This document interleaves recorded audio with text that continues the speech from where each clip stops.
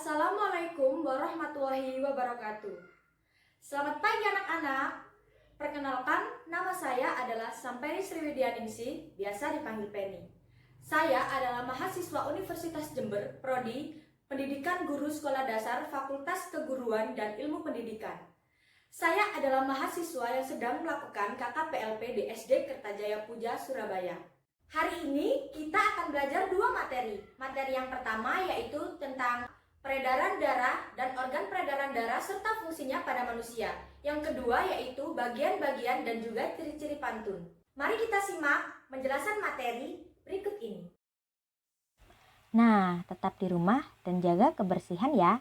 Sebelum memulai materi, hendaknya kalian berdoa menurut agama dan kepercayaan masing-masing agar materi yang kita pelajari hari ini bisa bermanfaat.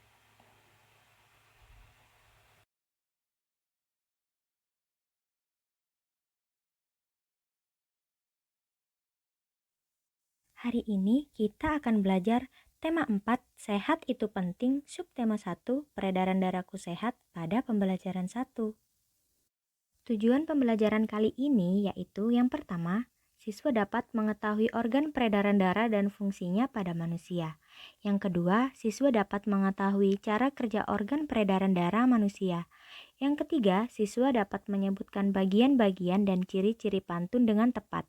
Dan yang terakhir yaitu siswa dapat membuat pantun dengan tema tertentu dan dapat menunjukkan unsur-unsur pantun yang dibuat dengan benar.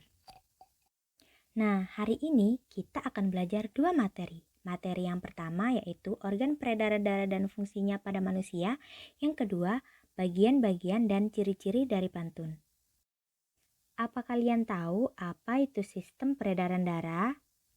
Sistem peredaran darah adalah mengalirnya darah di dalam tubuh. Sistem peredaran dalam tubuh ada dua loh. Yang pertama, peredaran darah kecil yaitu darah mengalir dari bilik kanan menuju paru-paru melalui arteri pulmonalis. Yang kedua, peredaran darah besar yaitu darah yang mengandung oksigen atau O2 mengalir dari bilik kiri jantung ke seluruh tubuh kecuali paru-paru melalui arteri besar atau aorta. Sistem peredaran darah kecil dimulai dari bilik kanan, arteri pulmonalis, paru-paru, di mana akan terjadi pertukaran darah yang banyak mengandung karbon dioksida dengan darah yang mengandung oksigen di paru-paru menuju vena pulmonalis dan menuju serambi kiri.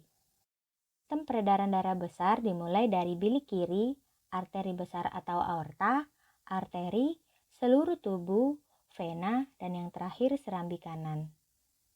Selanjutnya yaitu fungsi organ peredaran darah pada manusia. Jantung adalah organ tubuh manusia yang berfungsi memompa darah ke seluruh tubuh. Pembuluh darah merupakan saluran tempat mengalirnya darah dari jantung ke seluruh tubuh dan dari seluruh tubuh kembali ke jantung. Paru-paru berperan sebagai penyuplai oksigen ke dalam darah. Yang pertama, jantung. Jantung terdiri atas 4 ruang, yaitu serambi kanan, serambi kiri, bilik kanan, dan bilik kiri, di mana serambi kiri berfungsi untuk menerima darah bersih dari paru-paru. Bilik kiri berfungsi untuk memompa darah bersih dari jantung ke seluruh tubuh. Bilik kanan berfungsi untuk memompa darah kotor dari jantung ke paru-paru. Serambi kiri berfungsi untuk menerima darah kotor dari tubuh yang dibawa oleh pembuluh darah. Sedangkan aorta berfungsi membawa darah yang kaya oksigen atau O2 dari vertikel kiri jantung ke seluruh tubuh. Yang kedua yaitu pembuluh darah. Pembuluh darah ada dua jenis. Yang pertama arteri atau pembuluh nadi, yaitu pembuluh yang membawa darah yang kaya akan oksigen keluar dari jantung ke seluruh tubuh. Yang kedua pembuluh vena atau pembuluh balik. Pembuluh darah yang membawa darah yang kaya akan karbon dioksida dari seluruh tubuh menuju ke jantung. Yang selanjutnya yaitu paru-paru. Paru-paru terdiri atas ribuan tabung yang bercabang. Tabung bercabang yang jumlahnya ribuan semakin ke ujung semakin mengecil. Pada ujung yang mengecil terdapat kantong udara. Kantong udara tersebut dinamakan dengan alveoli. Masing-masing alveoli memiliki jaringan halus kapiler. Nah, pada jaringan halus kapiler inilah tempat terjadinya pertukaran oksigen dan karbon dioksida pada saat peredaran darah kecil dilakukan. Selanjutnya kita belajar tentang pantun. Pantun adalah jenis puisi lama yang tiap baitnya terdiri atas 4 baris serta memiliki sampiran dan juga isi. Nah, bagian-bagian pantun ada bait, baris, rima, sampiran, dan juga isi. Selanjutnya yaitu ciri-ciri pantun. Ciri-ciri pantun ada 4. Yang pertama, tiap bait terdiri atas 4 baris. Yang kedua, terdiri dari 2 sampai 12 suku kata di setiap barisnya. Yang ketiga, memiliki sampiran dan juga isi. Dan yang keempat, berima AB-AB. Tiap bait terdiri atas 4 baris. Barisan kata-kata pada pantun dikenal juga dengan sebutan larik. Terdiri dari 8 sampai 12 suku kata di tiap baris. Pada awalnya, pantun tidak dituliskan, melainkan disampaikan secara lisan. Karena itulah tiap baris pada pantun dibuat sesingkat mungkin namun tetap padat isi, memiliki sampiran dan isi. Di dalam pantun, sampiran akan selalu berada di baris pertama dan kedua. Sementara itu, isi pantun menyusul di posisi baris ketiga dan keempat. Berima AB-AB, rima atau yang juga biasa disebut dengan sajak. Rima AB-AB adalah ada kesamaan bunyi antara baris pertama dengan ketiga pantun dan baris kedua dengan baris keempat pada pantun. Kita simak pantun berikut ini.